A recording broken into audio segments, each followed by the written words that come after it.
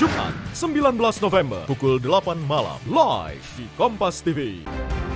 Pak Rendy, jadi apakah pernah pengusaha itu dipanggil untuk diajak berdiskusi oleh pemerintah ketika menetapkan harga PCR? Pernah dipanggil, tapi pada saat yang Oktober-November 2020, Mbak, waktu harga 900.000. Oke. Pada saat kemarin penentuan yang 495 dan 275 ini kami tidak dilibatkan.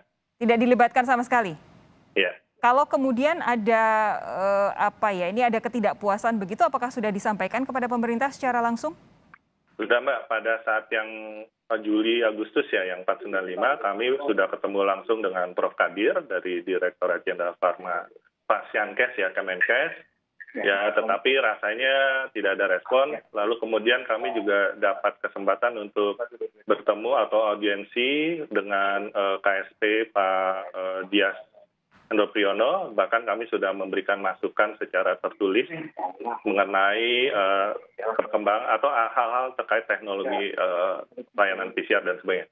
Dan kemarin pada saat diturun lagi kami cek dengan teman-teman, karena kan stakeholder-nya Persi, Rumah Sakit, Jilki, layanan laboratorium klinik, lalu Persatuan Dokter Patologi Klinik dan Patelsi, beberapa yang saya kontak rasanya sudah apatis sih kemarin. Oke, begini, yang jadi masalah adalah harga Rp275.000 dan Rp300.000. Ini sebetulnya bagi sebagian besar masyarakat Indonesia yang perlu melakukan perjalanan, itu masih cukup memberatkan.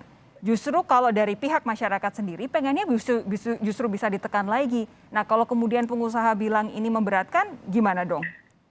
Ya, memberatkan dalam artian bahwa saat ini memang banyak lab yang tutup karena mereka punya teknologi-teknologi yang bagus yang harga reagen lebih mahal. Akan tetapi kita tidak menentang harga 275. Bahkan kalau harga bisa 100.000 pun kami sangat dukung, support.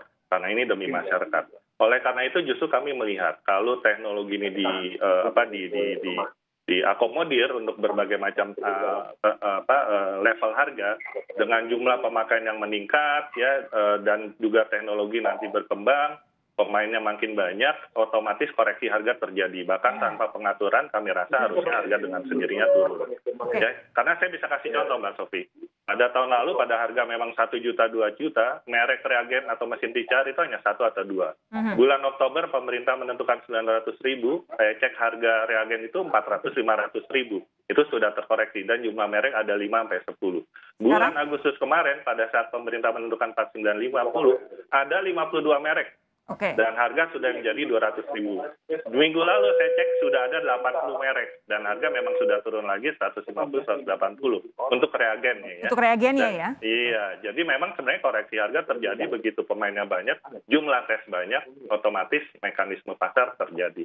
Karena harus berkompetisi murah-murahan demi mendapatkan pelanggan begitu ya? Betul, dan kapasitas produksi juga mencapai economic of scale untuk harga menjadi turun kan? Oke, Bung Abraham, tadi ada 2 hal yang disampaikan. Yang pertama oleh Pak Melki tadi, jangan-jangan sebetulnya tidak perlu ada patokan secara flat begitu, tapi batas bawah dan batas atas. Lalu dari Pak Rendy menyatakan untuk yang 2 kali penetapan harga PCR ini nggak diajak ngobrol sama pemerintah.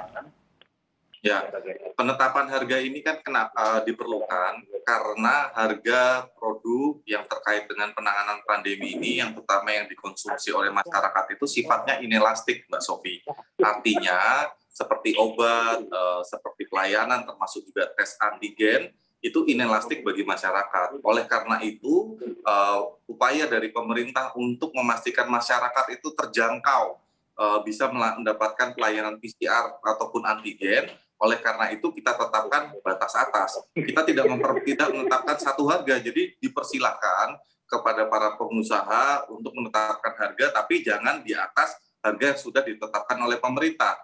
Sekali lagi, apabila banyak lab yang memang tidak bisa menyesuaikan dengan harga, maka kita akan melihat di data mingguan yang akan kita pantau. Tentu kalau banyak lab yang tutup, maka jumlah angka testingnya akan menurun. Namun sampai saat ini kita melihat angka testing masih stabil dan itu kita pantau di banyak kabupaten kota. Jadi tadi di luar Jawa harganya juga stabil, jumlah testingnya juga stabil. Di Jawa apalagi lebih stabil lagi. Jadi Anda mau bilang bahwa kalau memang lab ini merugi karena harga yang ditetapkan oleh pemerintah, pasti mereka tutup dan jumlah tes pasti akan berkurang, begitu? Betul. Nah, ini kan harga tesnya ini kan tapi kan jumlah testingnya ini kan tetap tinggi, Mbak. Oke. Jadi kan kita lihat di situ kan salah satu cara pemerintah untuk melihat dan mengevaluasi kebijakan itu tiap minggu. Pak Randy, silakan tanggapan Anda. Ya, pertama jumlah tes yang makin banyak tetap itu tentu menurut saya tidak ada hubungan dengan jumlah lab yang tutup atau masih bisa melayani. Karena kan pasti kalau ada lab tutup, masyarakat tetap mencari tes, dia akan lari ke tempat yang lain. Mekanisme kompensasi lah, itu yang barangkali harus diperhatikan. Lalu yang kedua, Pak Abraham mungkin dicek dulu, yang angka meningkat itu apakah yang program, yang gratis, ataukah yang mandiri gitu ya. Nah, kalau yang di daerah jangan-jangan sih banyakkan program Pak ya, karena otomatis mesin-mesin PCR itu kan jarang yang di daerah ya. Itu. Lalu kalau data dari teman-teman asosiasi laboratorium klinik itu sudah sekitar 20% dari anggota mereka yang memberikan layanan PCR sudah tutup. Karena mereka mempunyai sistem yang closed system itu, yang tidak sampai harganya. Oke, sebentar Pak, silakan Pak Abraham. Itu Mbak Sofi, itu yang sebenarnya seperti itu yang diharapkan oleh pemerintah. Jadi masyarakat itu memiliki akses lab mana yang harganya terjangkau untuk masyarakat. Sehingga kalau misalnya ada lab yang harganya yang di atas harga eceran tertinggi, dia bisa pergi ke lab yang memang sudah lebih efisien dan bisa memberikan pelayanan dengan harga yang terjangkau untuk masyarakat. Oke.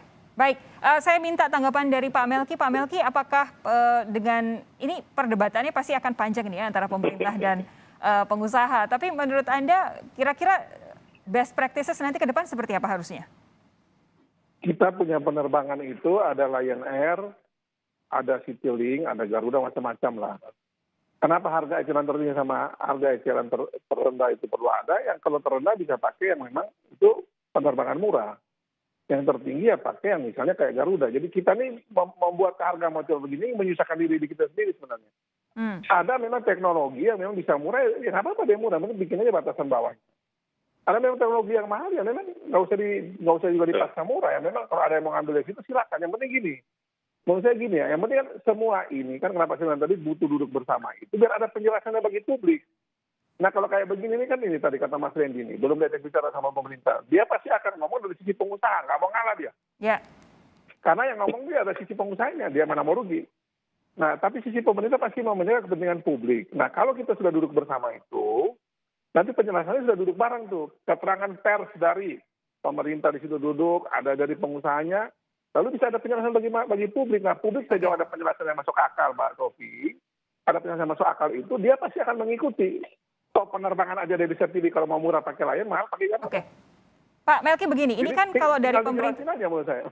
Kalau dari pemerintah kan sudah mengantisipasi bahwa akan ada kenaikan jumlah kasus nanti setelah libur akhir tahun ya, Natal dan juga Tahun Baru. Artinya kebutuhan atas PCR pasti akan lebih tinggi lagi. Kita harapkan tentu tracing, testing dari pemerintah dengan PCR gratis bisa lebih banyak. Tapi di sisi lain juga kebutuhan masyarakat untuk PCR yang berbayar juga pasti akan tinggi. Nah, apa yang akan didorong DPR supaya semuanya bisa sustain antara pengusaha yang terus bisa menyediakan PCR dalam jumlah yang banyak, tapi juga masyarakat yang bisa menjangkau harga PCR itu di tengah antisipasi kenaikan kasus di akhir tahun? Yang pasti Mbak Sofi, kalau dia terkena COVID, itu pasti dia gratis PCR-nya, nggak bayar itu. Ya. Terkena COVID, dia nggak akan bayar kepada siapapun. Itu tugas negara mengurus agar yang kena COVID ini dia PCR pun gratis, baik itu pada saat pengetesan awal maupun sampai pada dia selesai menjalani perawatannya. Yang menjadi masalah ini adalah mereka-mereka yang bergerak sana sini ini, kita sana sini ini, baik darat atau maupun udara, karena akan bertemu dengan PCR yang harganya sendiri itu sampai saat ini menurut saya masih kita atur baik lah. Sehingga di lapangan juga bisa dilaksanakan. Saya ini dari awal Mas Sofi 5 bulan lalu sudah saya sampaikan 300.000 perak itu menurut informasi dari Gubernur Kalbar itu perak itu ternyata bisa untung. Itu 5 bulan lalu sudah diomongin sama Gubernur Kalbar, kan pasti ada penjelasannya. Nah cuma kan kita tidak pernah bersama nih, dari 5 bulan lalu udah 300.000 udah untung. Kata Gubernur Kalbar di Pontianak, ada teman pengusahanya cerita. Nah maksud saya kalau sudah ada informasi semacam ini, ya pemerintah panggil, duduk bicara Gubernur Kalbar, mana pengusaha yang 300.000 itu bisa. Oke. Kalau duduk bersama itu pasti ada penjelasannya bagaimana kita urus harga ini. Nah ini kita dari 5 bulan lalu sudah bisa 300.000 sampai sekarang juga 300.000, tapi masih perdebatan dan penjelasan publiknya masih kayak begini kan susah nanti. Baik. Yang pasti gini Mbak Sofi ya, urusan PCR ini adalah metode paling terbaik dalam kita mendeteksi orang kena COVID atau tidak. Ini paling terbaik ini adalah PCR ini. PCR, betul. Nah jangan perdebatan soal harga ini membuat orang jadinya takut atau malas atau abai untuk tes PCR gitu. Ya. Itu yang saya dari kemarin itu khawatir dengan diskusi soal harga model begini ini kalau kita tidak ada solusinya ya. Kita nantikan perkembangan soal utak-atik harga tes PCR ini. Terima kasih Bung Abraham, terima kasih Pak Melki, terima kasih Pak Randy sudah bergabung malam hari ini di Sapa Indonesia Malam. Sehat terus ya. Kita jumpa lagi lain waktu. Salam sehat ya Mbak. Salam sehat. Ya. Terima kasih saudara.